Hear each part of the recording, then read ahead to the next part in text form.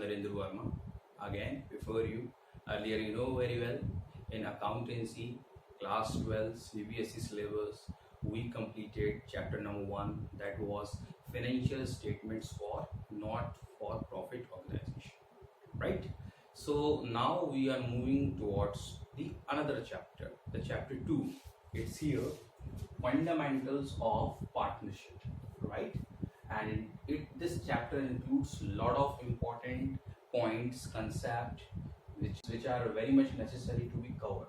But in today's session we are going to cover meaning and definition of partnership, features of partnership, and nature of partnership. All right, so without wasting much time, let's start. Okay, so very first let's talk about this term partnership. Okay, let's understand. In 11th standard you learned various forms of business organization. The very first form of business organization, which is the oldest one and is more popular in present scenario as well, that is sole proprietorship. If any single person is willing to start business, and if he does so, that form of business will be known as sole proprietorship. But like I told you, that business will be run by a single person. All right, now what happens if you are planning to open a business which needs more capital and it is not possible to invest all the capital from your part only? Then you need another person to invest money.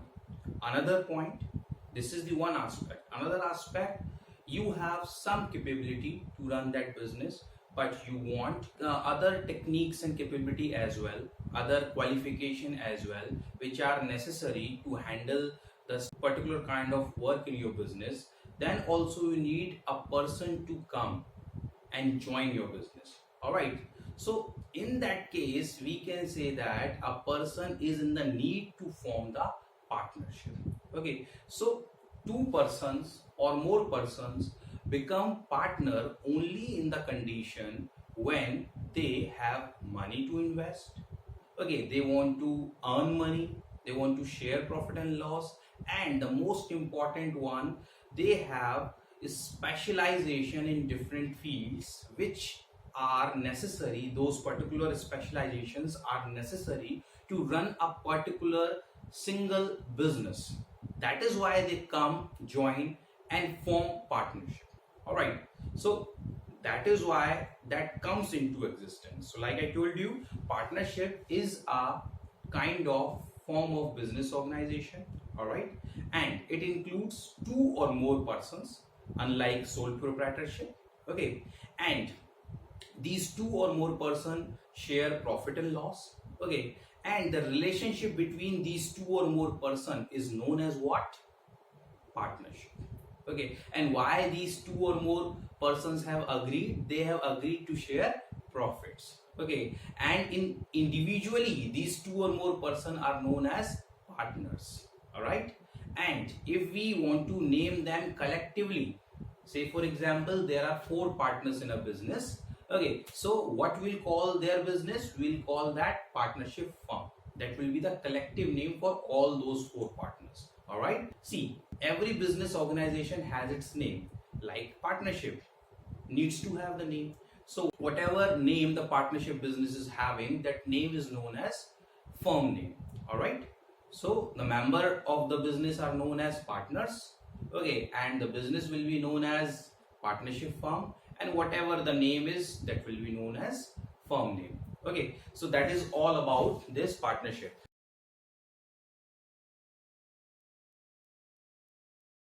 Now we can form definition on this very basis. Okay, but we'll have to be very specific while giving the definition, because we are going to give definition that is legally accepted. Okay, I just show you. Yes, very first we need to see that on partnership in India, one act is applied, that is known as Indian Partnership Act 1932. All right, okay, like in case of company we have Companies Act 2013 in present.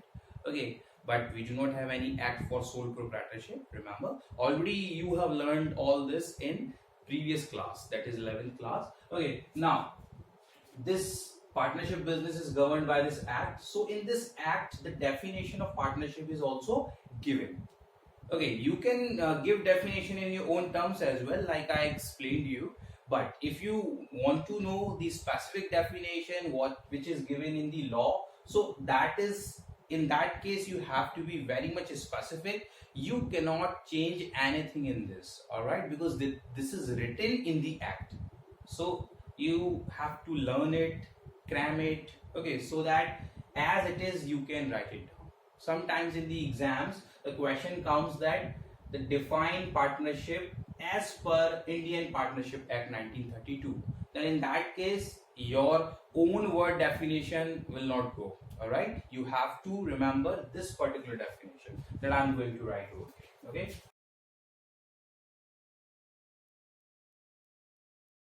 So now give your focus over here. Partnership is a relation, all right, between persons, like two or more persons, that's why persons, who have agreed to share profits of a business carried by all or any of them acting for all. Let's understand the meaning of these terms. Okay, up to this point you have understood persons means more than one, means two or more. Okay, who have agreed to share profits. Sometimes the students question me, sir, the partners are there only to share profits. What if the loss happens?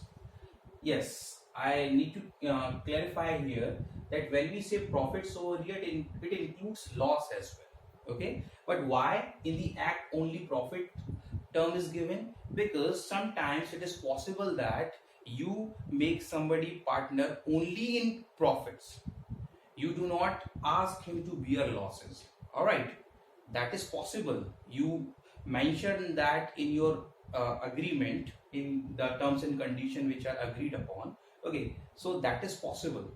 So there are two kinds of possibility. One, the partner only in profits, and the partner who is bearing both profit as well as losses. That's why only single term is given over here. Okay, so share profits of a business. Now let's understand the meaning of this. Carried by all or any of them acting for all. Say for example, there are 10 partners in a partnership firm. Okay, so it will not be possible that all the 10 will be dealing with the third party. Okay, maybe possible they all 10 sit together and then they decide that 2 or 3. Maybe possible they decide only 2. There will be 2 persons who will be making all the deals. They will be meeting the clients and will be handling other tasks. All right, so these 2 out of those 10 are representing these other 8, including themselves. All right, so these 2 are, as it is written, carried by all. Maybe possible if it is a small business, say for example there are 3 or 4 partners, they all are dealing, so that is carried by all. Okay, if there are more members, then definitely they decide some representative. Okay, so any of them acting for all. So it doesn't make much difference whether it is being carried by single, 2 or all. Understood? Okay, because they all will be liable for each other, right? It's not like that those 2 have been decided, out of 2 they have taken any decision and other 8 say that you have taken decision, only you handle this responsibility, we are not becoming a part. That cannot happen. Okay, so that is a relationship between persons who have agreed to share profits of a business carried by all or any of them acting for. Okay, so that is what the complete definition given in Indian Partnership Act about partnership. Now let's move on to features of this partnership. Okay, as we have understood the meaning and definition, then we can form the features as well. Just have a look here.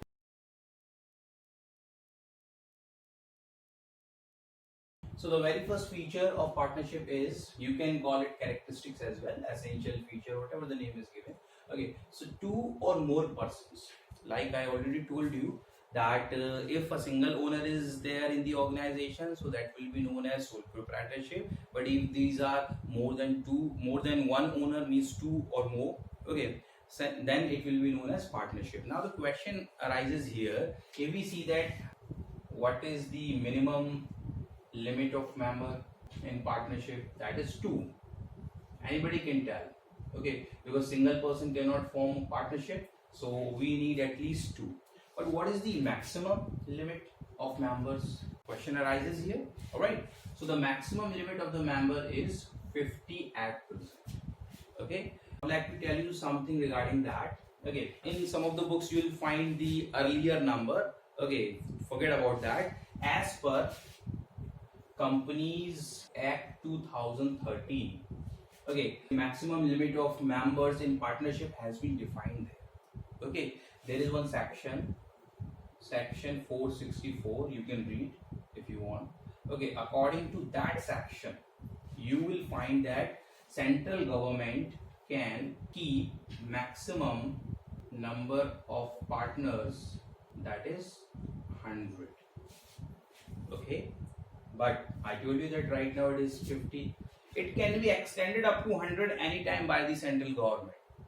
But later on, what happened after passing this Companies Act 2013, central government issued some rules as well in 2014, which are known as Companies Act rules. There were various rules. So one rule was that as well, that at present we are keeping the limit for maximum member in partnership, that is 50, but anytime we can increase that. So right now, according to the rules 2014, okay, issued by the central government in this regard, okay, so the maximum limit of the members in the partnership is 50 and minimum is 2.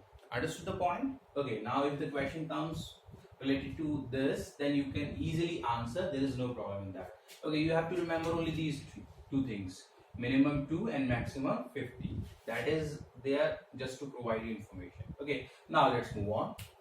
One more thing: these members have to be competent according to Indian Contract Act 1872. You will be studying this act in your further classes after passing 12. Okay, what happens when two persons want to do anything, want to buy or sell anything to each other? So one kind of contract is formed between them. Here also, when two persons join each other to run a business, it means they are having contract with each other. Okay, so in this act, features and eligibility of the members are given who are competent. So according to this, there are partnership can be formed with any member, okay, except minor, person of unsound mind, and disqualified by any law. Okay, so leaving these 3 types of persons, you can form partnership with any person. Minor means one who is below 18 years age. All right, so you cannot have partnership with that because it is understood that he is not having sensibility to take the right decision. If you are making him partner, then you are going to take undue advantage of that person. All right, so that is why you cannot make minor partner in profit as well as loss. You can make minor partner only in profit. Okay, that will be studied later on. Okay, now person of unsound mind, you cannot have any kind of partnership with this person because he is not having mental ability correct. That is why he is not sensible to take decision, and that can be harmful for anyone. That's why he is not there. And disqualified by any law. If there is any person who has been disqualified to become the member of partnership under any other law, because there are various laws related to company, business, and etc. Okay, so if it has been disqualified by law, who will disqualify? Obviously, court will disqualify. So it has been disqualified by any law, by court, okay, under any law, then this person also cannot become member of the partnership. All right, so this was all about 2 or more person. We have to remember this. Okay, one more thing I would like to add here: the person belonging to enemy country, okay, that also cannot become member of the partnership. Okay, now let's move on to another feature.